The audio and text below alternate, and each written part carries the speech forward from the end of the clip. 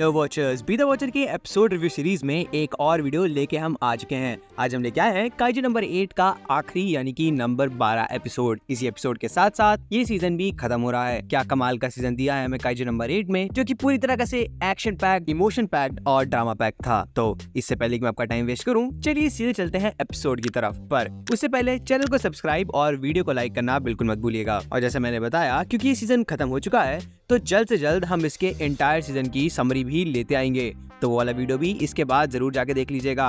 और अगर आपको ये कमाल का लगता है और इन सभी वीडियोस पे अच्छे रिस्पॉन्स आते हैं, तो आप पूरा यकीन कर सकते हैं कि हम इसकी मांगा भी पूरी कवर अप कर ही देंगे। एनीवेज, जैसा मैंने प्रॉमिस किया, टाइम को नहीं वेस्ट करते हैं और चलते हैं सीधे एपिसोड की तरफ। एपिसोड की शुरुआत में हमको इसका इंट्रो सुनाया जाता है। आज आखिरी बार इसका इंट्रो सुन रहा हूँ, तो फिर मैं आखिरी बार बोल देता हूँ, इसका इंट्रो जो कि अबिस है वो बहुत ही कमाल का गाना है। तो इसको आप भी सुने और इसका मजा उठाएं। एनीवेज, फिर उसके बाद एपिसोड की होती है शुरुआत। एपिसोड की शुरुआत में हमको दिखाया जाता है रेनो कर रहा होता है लेट पुल डाउन। भाई ये बंदा कितना ज्यादा स्ट्रॉन्ग है, क्योंकि मेरे एस्टिमेट के हिसाब से वो ऑलमोस्ट 80 kg के लेट पुल डाउन कर रहा था। इसकी हाइट 5 फुट 8 इंच है, मतलब ऑलमोस्ट 174 सेंटीमीटर, और इसका वेट 65 से ज्यादा नहीं होगा। तो 65 के वेट पे होके 80 kg का lat pull down, crazy strong. और उसके बगल में हमको इहारू दिखता है। इहारू साइकिलिंग कर रहा होता है। साइकिलिंग करते करते वो रेनो से पूछता है कि तुम क्या सोच रहे हो, तुम्हें चिंता नहीं है क्या उस बूढ़े आदमी की? बूढ़े आदमी यानी कि काफका की। अगर तुम्हें उसकी चिंता है तो फिर तुम स्क्वाड चेंज करने के लिए क्यों तैयार हो गए हो? जिसपे रेनो कहता है कि वो स्ट्रॉन्ग बनना चाहता है। जिसपे वंस अगेन इहारू कहता है कि तुम स्ट्रॉन्ग तो यहाँ रह के भी बन सकते हो। जिसपे रेनो बोलता है, ये बात तो सही है,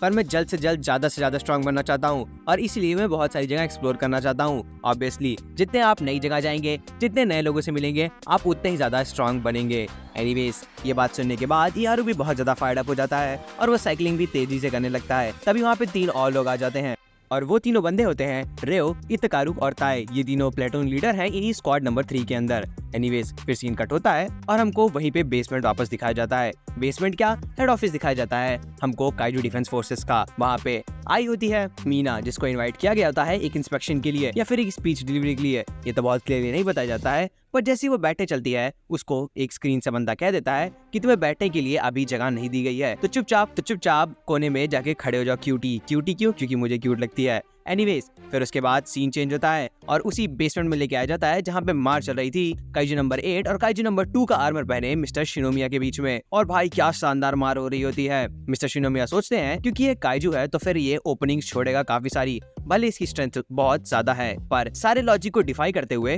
वो अपनी ही बॉडी को हार्म करते हुए क्विकेस्ट अटैक कर रहा होता है। जिसपे काइजू नंबर 2 समझ जाता है, यानी कि मिस्टर शिनोमिया समझ जाते हैं कि अगर वो ह्यूमन लॉजिक लगाने की कोशिश करेंगे तो आज उनका आखिरी दिन होगा, उनकी कटाई छटाई हो जाएगी। तभी वो एक सिंगल अटैक करते हैं उसकी कोर की तरफ और वो दीवार से जाके टकराता है। फिर वो देखते हैं तो एक्चुअली उसका कोर वहाँ पे होता ही नहीं है। बेसिकली काइजू ने अपना कोर एक दूसरी जगह छोड़ दिया था ताकि वो वहाँ पे रीजनरेट हो सके, और तब तक वो अपनी बॉडी को डिकॉय की तरह यूज कर रहा होता है। काइजू नंबर 2, काइजू नंबर 8 और मिस्टर शिनोमिया क्या शानदार लड़ाई कर रहे होते हैं। उनकी स्ट्रेंथ ऑलमोस्ट इक्वल होती है, जो कि एकदम से अनहर्ड ऑफ होती है। यकीन ही नहीं हो रहा होता है किसी को भी देख के। फिर हमको काइजू नंबर 2 का एक वेस्टेज भी दिखाया जाता है, जो कि काइजू नंबर 8 से डायरेक्टली आंखें मिला रहा होता है। फिर हमको टकलू वाला बंदा वापस दिखता है। वो टकलू वाला बंदा बोल रहा होता है कि ये शिनोमिया ऐसा क्यों कर रहे हैं। जब उन्होंने पहला अटैक किया था तब काफका ह्यूमन फॉर्म में था, अगर वो चाह लेते तो उसको मार ही देते, पता नहीं क्यों उन्होंने उसको मारा नहीं। और ये बात वो किसी और से नहीं बल्कि शिनोमिया से बोल रहे होते हैं, किकरू शिनोमिया से। ये बात सुन के वो सोचने लगती है कि क्या पता उसके डैडी उसकी हेल्प कर रहे हैं। फिर सीन कट होता है और हमको दिखाए जाते हैं हारुइची और आओई। वो लोग बात कर रहे होते हैं कि कैसे हमको काफका को बचाना चाहिए, या फिर कैसे वो चाहते थे कि वो किसी को बचाए, बल्कि अंत में काफका ने उसको बचा लिया है। वो दोनों काफी सारी और भी बातें कर रहे होते हैं, जो कि मोरल से लेके बहुत दूर दूर तक जा रही होती हैं। बेसिकली वो ये लोग बातें कर रहे होते हैं कि आदमी क्या करता है केवल उसी से फर्क पड़ता है और किसी भी चीज से कोई फर्क नहीं पड़ता। तो मेन बात यह है कि काफका ने सबको बचाया है और इसीलिए फर्क पड़ता है। हारुची अपना फोन लेके देख रहा होता है और उसमें कांटेक्ट दिखाया जा रहा है उसका डैड। फिर वापस सीन कट होता है और उन लोग की मार दिखाई देने लगती है, और इस बार काइजू नंबर 8 इजीली ओवरपावर कर रहा होता है मिस्टर शिनोमिया को। वो काफी ज्यादा अच्छा भारी भरकम डैमेज देने में कामयाब भी हो जाता है, जिसको देख के बाकी सब लोग की फट रही होती है, क्योंकि क्या पता काइजू नंबर 8 यहीं पे खात्मा कर देता मिस्टर शिनोमिया का। वो कभी शील्ड बनाते, काइजू नंबर 2 का फुल पावर अटैक यूज करते, पर फिर भी काइजू नंबर 8 हार नहीं मान रहा होता है। जो अटैक वो करते वही अटैक थ्रो बैक में वो करता। उसका 42 लेवल कंटिन्यूअसली बड़ा होता जा रहा था, और साथ ही साथ साथ बढ़ती जा रही थी उसकी हाइट, और तभी वो पकड़ता है डायरेक्टर शिनोमिया को और उसके बाद उनको हाथ से दबाता है और दीवार में घुसा देता है। फिर उसके बाद आता है मार्वल का सीन, जहाँ पे हल्क ने लोकी की पैर पकड़ के उसका उठा के पटका होता है। वैसा ही यहाँ पे भी काइजू नंबर 8 करने लगता है मिस्टर शिनोमिया के साथ, और जैसा कि हल्क ने बोला था बड़ बोला कहीं का, वैसा ही काइजू नंबर 8 भी अपने मन में सोच रहा होगा मिस्टर शिनोमिया की छटाई करते टाइम। ये सब कोई और नहीं बल्कि किकरू देख रही होती है एक खिड़की से। किकरू वो टाइम याद करती है जब उसने काफका से बात की थी। उसने काफका से कहा था कि मुझे तुम पे भरोसा तो है, पर अगर तुम मैनकाइंड के लिए कोई भी प्रॉब्लम बनोगे तो मैं तुम्हारा खात्मा कर दूंगी। एनीवेज फिर हमको वेस्टेज वर्ल्ड वापस दिखाया जाता है। जब भी मैं वेस्टेज वर्ल्ड कहूँ तो इसका मतलब समझ लीजिएगा कि काइजू नंबर 8 और काफका के अंदर की दुनिया, जो कि ऑब्वियसली फिजिकल रियलिटी में एग्जिस्ट नहीं करती है, उसी में हमको दिखाया जाता है काइजू नंबर 8 का वो छोटा सा जो ईर वाला वर्जन होता है वो काफका के ऊपर अटैक करता है और उसको खच्चे से काट देता है। फिर हमको बहुत सारे फ्लैशबैक दिखाए जाते हैं। यहाँ पे काफका याद करता है कि कैसे वो हमेशा फाइनल मूवमेंट में हार जाता है, चाहे वो बात हो डिफेंस फोर्सेस में ज्वाइन करने की या फिर कोई और ही। वो हमेशा से एक फेलियर रहा है और उसको अभी भी फेलियर जैसा लग रहा होता है, क्योंकि अगर वो किकरू के सामने उसके बाप को मार देता तो उससे बुरा और कुछ नहीं हो सकता था। पर तभी उसके वेस्टेज वर्ल्ड में आ जाती है मीना। मीना को देख के शायद वो वापस कंट्रोल पा जाता है या नहीं पाता है, एक्चुअली में वो पा जाता है। उसी कंट्रोल से वो अपनी ही छाती के अंदर अपना हाथ हिलाने के बाद वो बोलता है I am not kaiju number 8। मतलब वो कहना चाहता था कि मैं काइजू नंबर 8 नहीं बल्कि हिबिनो काफका हूँ। इस समय उसकी बॉडी कितनी ज्यादा बड़ी लग रही है नॉर्मल काइजू ट्रांसफॉर्मेशन से। एनीवेज फिर उसके बाद उसकी बॉडी कंप्लीटली शटर हो जाती है और काफका की बॉडी जमीन पे पड़ी होती है। तभी वहाँ पे एक बंदा आता है जिसका नाम होता है नारुमी। उसके हाथ में एक बहुत बड़ी सी ब्लेड होती है जिसके ऊपर लिखा होता है 01 और हमको बताया जाता है कि वो एक्चुअली में जापान की फर्स्ट डिवीजन का कैप्टन है। यही नहीं, अगर उसकी ब्लेड पे 01 लिखा है इसका मतलब आप 100% श्योरिटी के साथ बोल सकते हैं कि उसका जो वेपन है वो काइजू नंबर 1 से बना है, क्योंकि जैसा हमने देखा था कि काइजू नंबर 2 के वेपन से बने हुए वेपन के ऊपर शिनोमिया के 02 लिखे हुए थे। एनीवेज फिर उसके बाद वो पूछता है डायरेक्टर जनरल से कि आप मुझे बुलाए क्यों नहीं, आप मरना चाहते थे क्या? जिसमें मिस्टर शिनोमिया बोलते हैं कि नहीं ऐसा कोई प्लान नहीं था। फिर सीन कट होता है और हमको दिखाई जाती है मीना जो कि बात कर रही होती है सारे के सारे सीनियर ऑफिसर्स से। वो लोग बात कर रहे होते हैं कि कैसे मीना पहले से जानती थी काफका के बारे में, पर वो लोग ये भी जान रहे होते हैं कि मीना एक सच्ची औरत है। मीना ने कुछ भी नहीं किया है उसको डिफेंस फोर्सेस में लाने के लिए, जबकि उसने तो उसको फेल भी कर दिया था। केवल रीजन जिसके कारण वो अभी भी डिफेंस फोर्सेस के अंदर था तो वो था वाइस कैप्टन होशिना। एनीवेज वो सब उसकी राय जानना चाहते थे, ऑल्दो उसकी राय से उनको कोई फर्क तो पड़ता नहीं था, पर केवल ये शो करने के लिए कि उन्होंने एटलीस्ट राय तो पूछी ही थी। फिर बारी बारी करके मीना वो गिनाने लगती है कि उसने क्या क्या किया है। वो गिनाती है कि कैसे उसने योजूस के प्राइवेट पार्ट्स खोजे जिससे कि वो रिप्रोडक्शन नहीं कर पाए, काइजू नंबर 10 को हटाया। यही नहीं, उसने एक रुकी ऑफिसर होके भी इतना ज्यादा डेलिबरेटली डिलीजेंटली काम किया। पर इसी बात को वो लोग पिक कर लेते हैं। वो कहते हैं कि उसने ये सिर्फ इसलिए कर पाया क्योंकि उसके पास काइजू नंबर 8 की पावर्स थी, जिसपे ऑब्वियसली मीना एग्री करती है। वो कहती है कि मैं भी पास तो नहीं कर रही थी इस बंदे को, ये केवल पास हुआ है एक बैकअप की तरह। पहले वो सूट की स्ट्रेंथ 0% ही रिलीज कर पाए, पर सब जानते हैं कि काफका का हार्ट बहुत बड़ा है और अगर कोई हार मानने से सबसे ज्यादा नफरत करता है तो फिर वो है हिबिनो काफका। फिर हमको एक सीन दिखाया जाता है मीना जहाँ पे वो किसी मीको नाम की बंदी को लेकर रो रही होती है और तभी काफका आता है पीछे से और उसका हाथ पकड़ लेता है। वो कुछ करता नहीं है, वो दोनों हाथ पकड़ के फिर और भी रोने लगते हैं। काफका अपने आंसू रोकने की कोशिश कर रहा था पर ऑब्वियसली वो सरक ही रहे होते हैं। दूसरी तरफ मीना बिना रुके कंटिन्यूसली रोई जा रही होती है। फिर दोनों अच्छे से हाथ पकड़ते हैं और अच्छे से रोते हैं। फिर उसके बाद वहाँ से मीना को जाने को बोल दिया जाता है। वो कहते हैं सबके अपने अपने आर्ग्यूमेंट्स होते हैं, कोई उसको मार के वेपन बनाना चाहता था, कोई कुछ करना चाहता था, बट मिस्टर होशिना जो कि हेड थे उन्होंने अपना डिसीजन ऑलरेडी ले लिया था।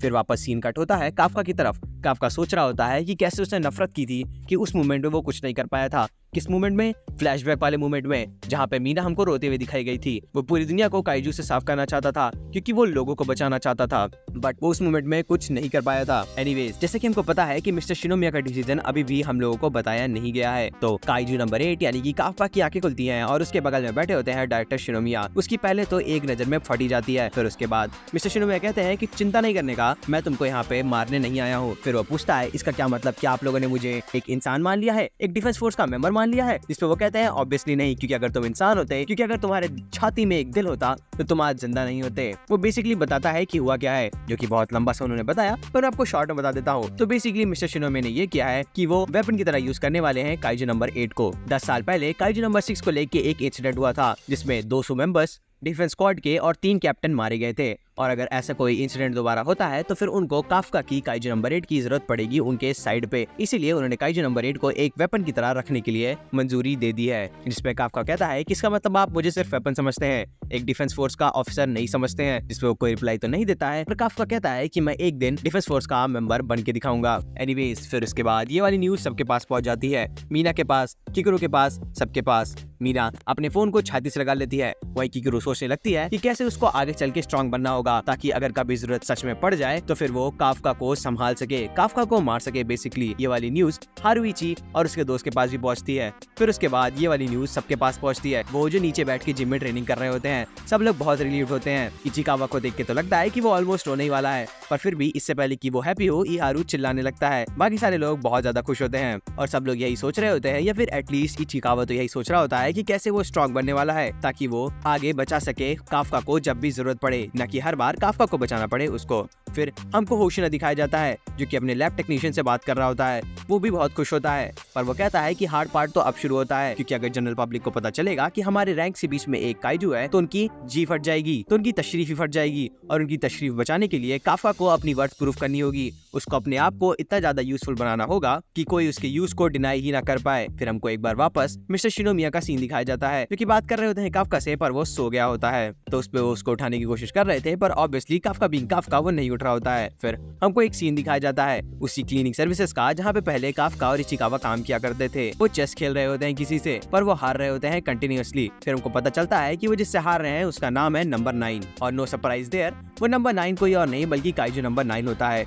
उसने फिगर आउट कर लिया होता है कि इंसानों की इंटेलेक्ट बेसिकली है कितनी, तो वो अब उसको यूज करने वाला था उन्हीं के खिलाफ माने तो वो उनके बेसिस को समझ रहा था, उनके इंटेलेक्ट को समझ रहा था, उनके थिंक टैंक को समझ रहा था, ताकि वो जब भी अटैक करे तो फिर वो उनकी तरीके से सोच सके। ये सब सोचते सोचते वो बोलता है कि अब हम कैसे उन काइजूस की ताकत को वापस पाएंगे जो कि इंसानों ने कब्जा के रखा है, जो कि मेरे हिसाब से ये काइजूड वेपन है। क्योंकि जैसे हमने देखा, हमको काइजू नंबर 1 के वेपन से भी इंट्रोड्यूस कराया गया, क्लियरली नहीं तो बट सटली वो हमको दिखाया गया टन ऑफ डिवीजन 1 के हाथ में। इसके अलावा काइजू नंबर 2 का वेपन तो हमारे डायरेक्टर शिनोमिया के पास है ही, तो ऐसे ही नंबर्ड वेपन्स को वापस लाने की भी कोशिश मेरे ख्याल से लोग करने वाले हैं। और ये सब बातें वो किसी और काइजू से कर रहा होता है, जो कि शैडोज में छुपा होता है। वो भी बाहर निकल के आता है और उसका हमको कोई इंट्रोडक्शन तो नहीं दिया गया है, पर इसी के साथ साथ ये एपिसोड खत्म हो जाता है। I mean, क्या कमाल का एपिसोड था, एक परफेक्ट एंडिंग। हमको एक और क्लिफ हैंगर पे छोड़ा गया है। काइजू नंबर 9 हमारा पहला विलेन अभी तक विलेन की तरह दिखाया गया है, और ये एक बेटर विलेन की तरह सर्व करता भी है बाकी सारे काइजू से, क्योंकि ये अपना इंटेलेक्ट यूज करता है, और इंटेलेक्ट हमेशा ही बीट करता है रॉ स्ट्रेंथ को।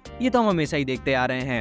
एनीवेज, इसी के साथ साथ ये सीरीज का सीजन 1 खत्म हो गया है। बहुत ही कमाल का सीजन 1 है। मुझे अभी भी याद है जब ये आया था तो मुझे लगा था क्या नल्ली सीरीज होगी, एक बुढ़े आदमी को कौन देखना चाहता है, पर ये कमाल की सीरीज निकली। मेरे एक्सपेक्टेशन से तो बहुत ही बेहतर। इसका एनिमेशन भी मुझे बहुत ही अच्छे लगे थे। तो इसे कहते हैं ना एक परफेक्ट एंडिंग। क्या क्लिफ हैंगर पे वापस एंडिंग की गई है। काइजू नंबर 9 कंटिन्यूअसली हमारे दिमाग से खेलता चला जा रहा है, और अब तो वो और दिमागदार हो ही गया है। अब काइजू नंबर 8 यानी कि काफका के पास भी बहुत कुछ है प्रूफ करने के लिए। उसके पास पाने के लिए सब कुछ है और खोने के लिए है अपनी जिंदगी। अगर वो अब स्लिप अप करता है तो फिर उसके पास कोई चांस नहीं होगा जीने का। हमको दिखने वाला है कि कैसे सारे लोग अब बिखरने वाले हैं, जो सब एक साथ थे सीजन 1 में, अब वो बिखर जाएंगे। मुझे पूरा विश्वास है कि इस कैप्टन नंबर 1 का भी एक बहुत बड़ा रोल आने ही वाला है, इसलिए उसका ऐसा सटल सा प्यारा सा इंट्रोडक्शन दिया गया है। एनीवेज, थ्योरीज पे वीडियोस तो कभी और बन जाएंगी। ये तो सिर्फ और सिर्फ एक एपिसोड रिव्यू वीडियो था। तो ये आपको कैसा लगा हमको इसको कमेंट सेक्शन में बताना बिल्कुल भी मत भूलिएगा। आपको जो भी वीडियो चाहिए, कुछ भी चाहिए, उसको कमेंट सेक्शन में लिख दीजिए। हम कमेंट पढ़ते हैं और आपकी बात बिल्कुल सुनते हैं। तो thank you for watching. This has been Shivansh and be the watcher.